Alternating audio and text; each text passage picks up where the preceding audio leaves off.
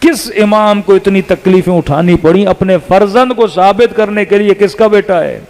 میرا بیٹا ہے. تبھی ہر زمانے میں معصومین نے جس چیز پہ سب سے زیادہ فوکس کیا وہ اپنے چاہنے والوں کی بصیرت پہ فوکس کیا. ایک ہے نظر، ایک ہے بصر.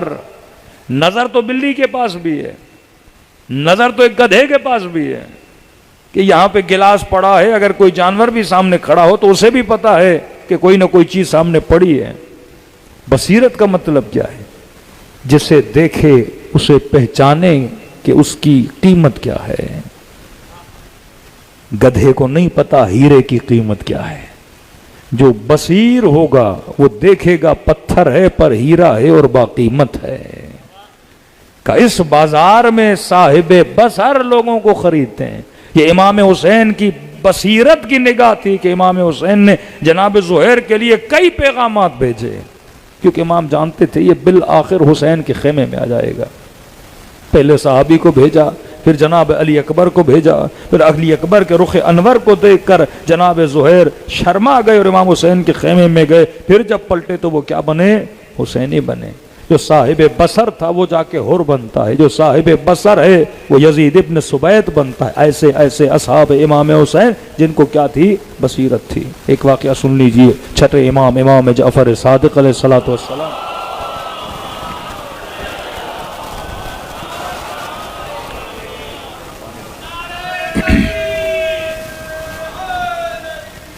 یا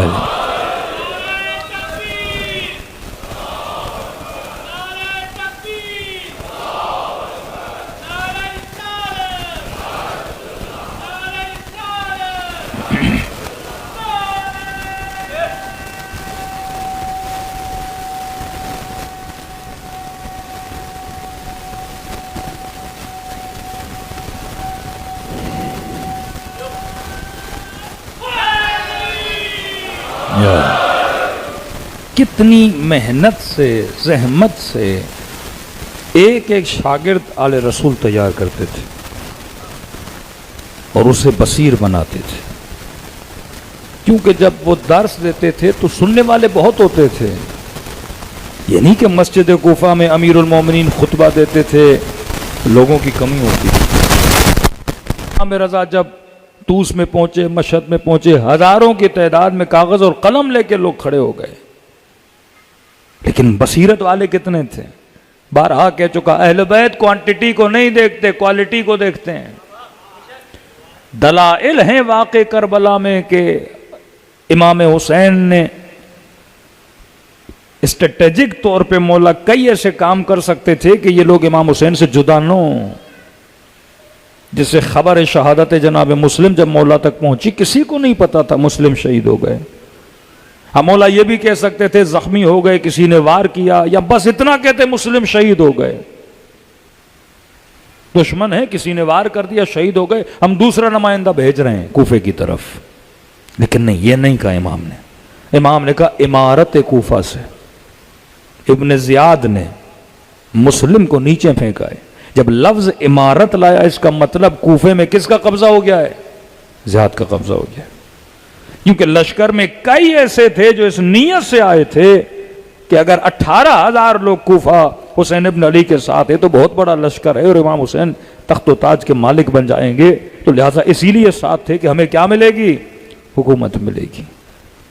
اب امام چیک کرنا چاہتے تھے کون حکومت کی لالچ میں آیا ہے اور کون حسین کی محبت میں آیا ہے. کہتے ہیں جن کو جدا ہونا تھا وہ چھوڑ کے چلتے گئے. آخر میں حسین نے خالصوں کو اپنے پاس بٹھایا، اور ان خالص کا اثر کتنا ہے کہ 1400 سال گزر گئے.